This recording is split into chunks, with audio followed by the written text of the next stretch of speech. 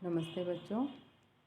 अभी तक हमने कुमार संभव के 9 श्लोकों का अध्ययन कर लिया है और इन 9 श्लोकों के अंतर्गत यही बताया गया है कि पार्वती अपने पति के रूप में शिव को प्राप्त करना चाहती है और उसके लिए वह अपने सौंदर्य की ही नहीं अपितु तप के द्वारा भी प्रयत्न कर रही है। तो ये कहा जा रहा है कि जब वो तपस्या करने के लिए जा रही थी तो किस प्रकार की लग रही थी। उन्होंने जब पूर्व में तो अपने केशों को वो सुंदर रूप से सजाए रखती थी तो वो बहुत ही सुंदर प्रतीत होती थी।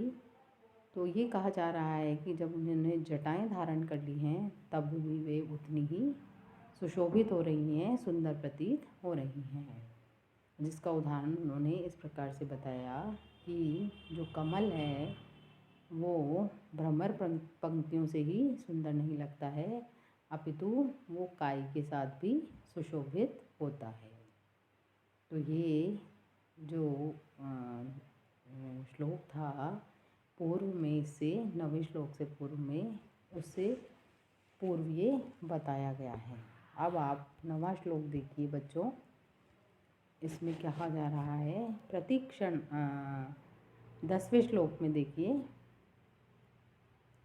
प्रतिक्षणम सा क्रतरोम विक्रियां व्रताय मौंजी त्रिगुणां बभार्याम् अकारी तत्पूर्व निबद्धया तया स रागमस्या रसना गुणास्पदम। इसका अन्वय देखो बच्चों। यथा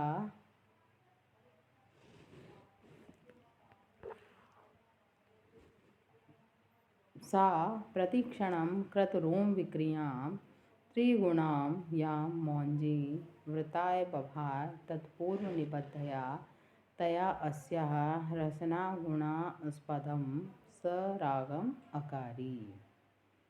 तो यहाँ क्या कहा जा रहा है कि सा यानी उस पार्वती ने प्रतिक्षण हर क्षण हर समय कृतरोम विक्रियां जो रोमांचित करने वाली त्रिगुणाम जो 3 गुणों वाली 3 लड़ वाली याम मौंजे जिस मूंज की मेखला को व्रताए अपने व्रत के लिए बभार धारण किया था वो तत्पूर्व निबद्धया पहली बार जो उसने मेखला को बांधा था इस कारण से तयाह उसका जो कोमल उस मेखला से अस्याह इस पार्वती का रसना गुणास्पदम जो मेखला को बांधने का स्थान होता है वह सरागम अकारी सराग यानी राग से युक्त अर्थात रक्त वर्ण का लाल वर्ण का अकारी कर दिया गया था। तो ये कहा जा रहा है कि वो पार्वती जिन्होंने तपस्या के लिए मेखला को बांधा, अब मेखला जो वो इतनी कोमल शरीर की थी और मेखला कठोर होती है तो जो मूंज की मेखला उन्होंने धारण की अपनी कमर पे तो उस स्थान पर लाल रंग हो गया अर्थात उस मेखला को बांधने की जगह लाल स्थान हो गया।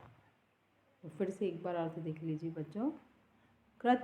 सा प्रतिक्षणम उस पार्वती ने हर क्षण कृतरोम विक्रियां रोमांचित करने वाली त्रिगुणाम 3 लड़की या मौंजिम जिस मूंज की मेखला को व्रताय बभार अपना व्रत पूर्ण करने के लिए तपस्या करने के लिए धारण किया था तत्पूर्व निबद्धया पहली बार बांधी हुई तया उस मेखला के द्वारा अस्या इस पार्वती का रसना गुणास्पदम जो मेखला बांधने का स्थान होता है वह सरागम अकारी लाल कर दिया गया। तो मूंज से बनी हुई मेखला को पार्वती ने जब पहली बार धारण किया तो उसका वह स्थान जहाँ करधनी बांधी जाती है लाल हो गया और इससे जो पार्वती थी उसका कोमलांगी होना प्रमाणित होता है। इस श्लोक में वंशस्थ छंद है। प्रतिक्षणम शणे शणे इति प्रतिक्षणम अवयवी भाव समास है। और कृत रोम विक्रिया, रोमणाम विक्रिया रोम विक्रियाः कृता रोम विक्रियाः ययासा, यहाँ पर बहुव्रीहि समास है।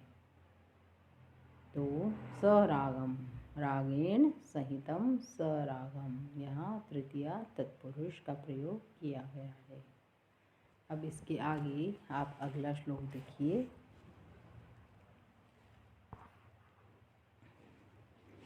विसृष्ट रागात् धरान्निवर्तितः स्तना रागा आरुणिताच्च कंदुकात् कुशा अंकुरात् अनपरीक्षिता अंगुलिः क्रतो अक्षसूत्र प्रणयी तया करः।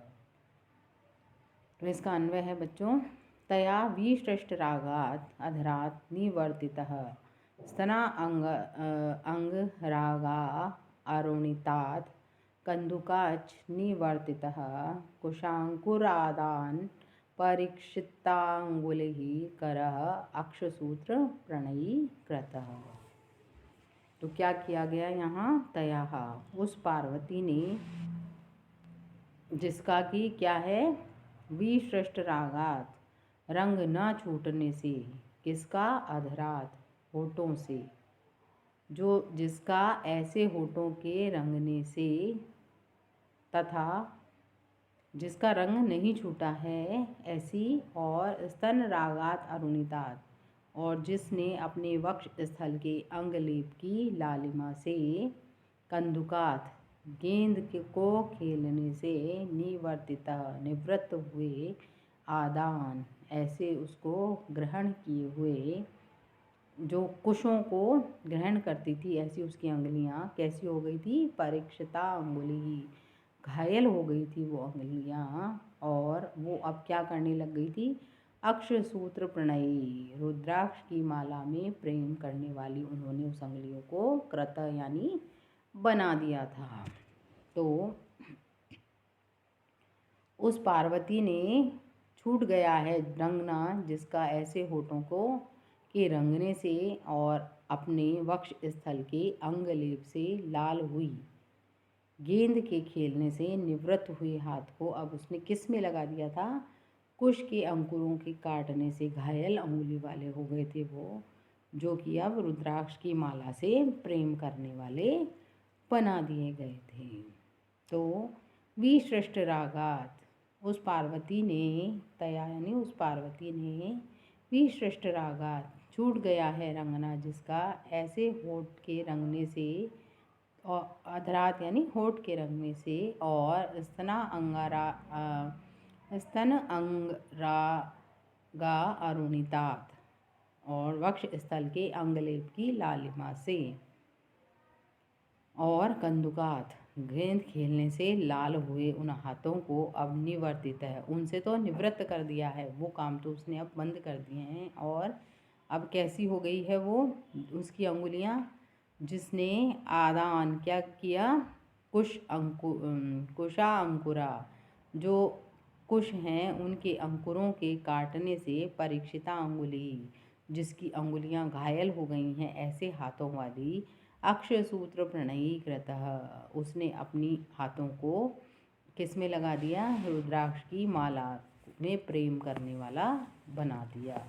अर्थात वो क्या करने लगी है, अब रुद्राक्ष की माला से जाप करने लगी है। तो इस पद्य में पार्वती की स्थिति में जो परिवर्तन आया है उसका वर्णन करते हुए कवि कह रहा है कि पार्वती तपस्या से पूर्व जिन हाथों से अपने होठों को रंगती थी और गेंद खेलती थी, उन हाथों से अब वो कुशा उखाड़ रही है और अक्षमाला का जाप कर रही है। तो यहाँ विसृष्ट यानी विसृज और कत प्रत्यय का प्रयोग हुआ है। रागह में रंज और घय प्रत्यय है, और प्रणयी में प्रणय प्लस इनी। जो परीक्षित अंगुली, तो यहाँ क्या कहा जा रहा है, जो उसकी क्षत विक्षत हो गई अंगुलियाँ, मतलब कट गई हैं। कुशानाम अंकुराः कुशांकुराः तेषाम् आदानं कुशांकुरादानं तेन परीक्षिताः अंगुलीयः यस्मिन् सः कुशांकुरादान परीक्षितांगुलिः। यहाँ पर बहुव्रीहि समास है। और अक्ष सूत्र प्रणयी, जिसने जपने में माला को, रुद्राक्ष की माला को जपने में अपनी उंगलियों को लगा दिया है। यहाँ अक्षाणाम सूत्रम अक्ष सूत्रम षष्ठी तत्पुरुष का प्रयोग किया गया है। अब अगला श्लोक देखिए बच्चों। महार्यशय्या परिवर्तन च्युतः स्वकेश पुष्पैरपि या स्म दूयते अशेत सा बाहुलतोपधायिनी निषेधुषी स्थंडिल एव केवले। इसका अन्वय देखिए। महार्यशय्या परिवर्तन च्युतः स्वकेश पुष्पै अपि या दूयते स्म सा बाहुलतोपधायिनी सती केवले स्थंडिले एव निषेधुषी सती अशेत।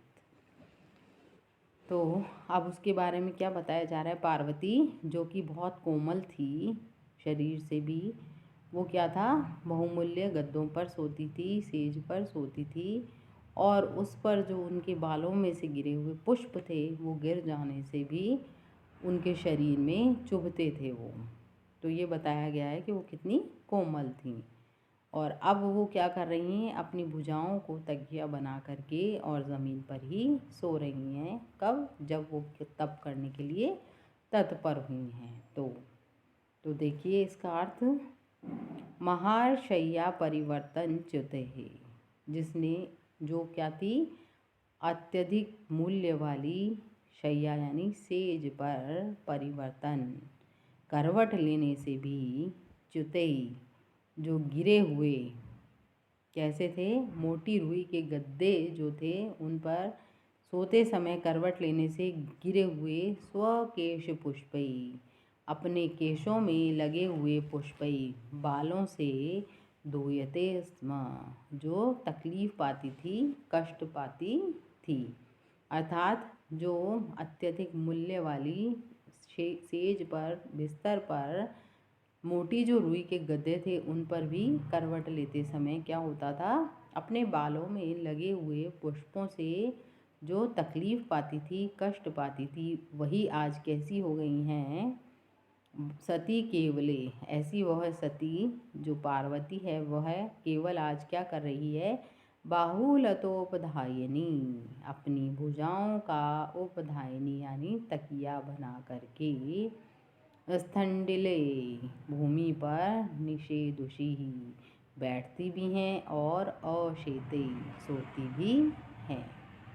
अर्थात जिन्होंने पहले बहुत अधिक जो कोमल थीं, और उनकी कोमलता का उदाहरण इससे बताया गया है कि वो बहुमूल्य शैया पर नींद लेती थी, सोती थी, और जो मोटा गद्दा था रुई का, उस पर भी वो जब अपने स्वकेश पुष्पी, जो अपने बालों में जो पुष्प लगाती थी, यदि वो गिर गए और उनके चुभ गए तो वो उनसे कष्ट पाती थी, उनके नीचे आ जाते थे, तो उससे भी उनके शरीर को तकलीफ होती थी।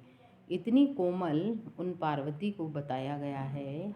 और वही आज जब तप करने के लिए तैयार हैं तो उनकी स्थिति क्या है कि वो बाहुलतोपधायिनी, अपनी भुजाओं को ही तकिया बना करके, और स्थंडिले, इस भूमि पर ही, निषेधुषी, वो बैठती भी हैं, और अशेत, सोती भी हैं। तो ये कहा जा रहा है कि तपस्या करते समय शैया पर शयन करना मना होता है, निषिद्ध होता है। इसलिए पार्वती नीचे ज़मीन पर ही बैठती हैं और शयन करती हैं। जब सोते समय वे अपनी भुजा का ही तकिया बना लेती हैं। और याज्ञवल्क्य स्मृति में तपस्वी के लिए ऐसा नियम निर्दिष्ट किया गया है। क्या कहा गया है याज्ञवल्क्य स्मृति में कि स्वपयाद भूमौ शुचिरात्रौ दिवसेर्नियमं नयेत् स्थानासनं विहारैर्वा योगाभ्यासेन वा तथा। ये बात याज्ञवल्क्य स्मृति में भी कही गई है। अर्थात जब आप तपस्या करते हैं तो आपके लिए बिस्तर पर सोना मना होता है। इसीलिए जो पार्वती कोमल बहुमूल्य शैया पर शयन करती थी और रात्रि में जो उनके बालों में लगे पुष्प थे वो भी उन्हें गिर जाते थे यदि बिस्तर पर और उनके नीचे आ जाते थे तो वो उससे तकलीफ़ पाती थी। लेकिन अब उसके बाद भी वो क्या कर रही हैं, जब उन्होंने तपस्या के लिए प्रयास कर लिया है, प्रयत्न कर लिया है, तो अब वो ये कह रही हैं कि मैं क्या करूँगी, जो तप के नियम हैं उन्हीं का पालन करूँगी और उन्हीं का पालन करते हुए वो अपनी भुजाओं का ही तकिया बना करके जब उनको नींद आती है तो तकिया उस भुजाओं का ही बना लेती हैं और सो जाती हैं और ज़मीन पर ही जो स्तनडिले भूमि पर ही वो निषेधुषि ही अपना आसन भी लगाती हैं, अर्थात बैठती भी उसी पर हैं और सोती भी ज़मीन पर ही हैं। तो ये पार्वती की सब चीज़ें बताई गई हैं किस चीज़ को लेकर कि वो कठोर तप करना चाह रही हैं और कर रही हैं किस लिए, शिव को अपने पति रूप में वर्ण करने के लिए। तो केवल सौंदर्य से ही नहीं अपितु तप से भी वो उन्हें अपना बनाना चाहती हैं, जीतना चाहती हैं। यहाँ उपधानम में उपधा और ल्युट प्रत्यय है और महाशय्या परिवर्तन च्युते में महाम च सौ शय्या महाशय्या, यहाँ कर्मधारय समास है। तस्या परिवर्तनम महाशय्या परिवर्तनम तेन च्युतानि महाशय्या परिवर्तन च्युतानि। स्वके पुष्पै, यहाँ स्वकेशानाम पुष्पै षष्ठी तत्पुरुष का प्रयोग किया गया है और छंद वही बच्चों वंशस्थ है जिसका लक्षण है जतौ तु वंशस्थ मुदीरितम जरौ। जहाँ जगण तगण जगण और रगण 12 वर्ण होते हैं वहाँ पर वंशस्थ छंद होता है। इन 12 वर्णों के होने पर वंशस्थ छंद कहलाता है। तो इन 3 श्लोकों में उनकी जो पार्वती हैं किस प्रकार से कोमल काया वाली थी, कोमल शरीर वाली थी, फिर भी वो इस कठिन तप को कर रही हैं किस लिए, शिव को पति रूप में वर्ण करने के लिए उसका वर्णन किया गया है। तो ये जो 10वां श्लोक था उसमें ये बताया गया है कि वो जो मूंज की मेखला को उन्होंने धारण कर लिया है, भले ही वो मूंज की मेखला क्या है, कठोर है, लेकिन और उनका शरीर कोमल है और जिसके कारण उनके शरीर पर जहाँ मूंजी मेखला बांधी जाती है कमर में, उस जगह पर वो प्रदेश लाल हो गया है क्योंकि वो मूंज की मेखला अत्यंत कठोर है और पार्वती का शरीर अत्यंत ही कोमल है।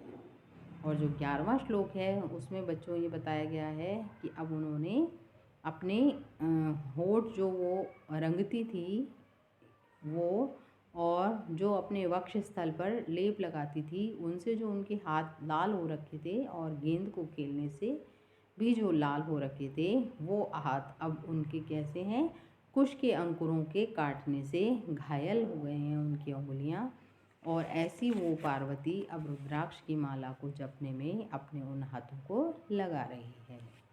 और जो अंतिम जो ये 12वां श्लोक है उसमें भी ये बताया गया है कि वो पार्वती अत्यंत ही कोमल शरीर वाली थी और बहुमूल्य शैया पर शयन करती थी और वो शैया पर शयन करती थी तब यदि उनके केशों में पुष्प लगे हुए हैं और वो गिर गए उनके केशों से और उनके शरीर के नीचे आ गए तो भी वो उनको तकलीफ़ देते थे, इतनी कोमल थी। ये उदाहरण देकर के इस बात को बताया जा रहा है कि वो कितनी कोमल थी। और लेकिन वही आज कैसी हो गई हैं, अपनी शैया को त्याग करके, उस बहुमूल्य शैया को त्याग करके वो अब अपनी भुजाओं का ही तकिया बना करके जब उनको नींद आती है तो ज़मीन पर सो जाती हैं और ज़मीन पर ही बैठती हैं। तो ऐसी उन पार्वती का वर्णन इन श्लोकों में किया गया है। अब इसके आगे हम अगली कक्षा में प्रारंभ करेंगे।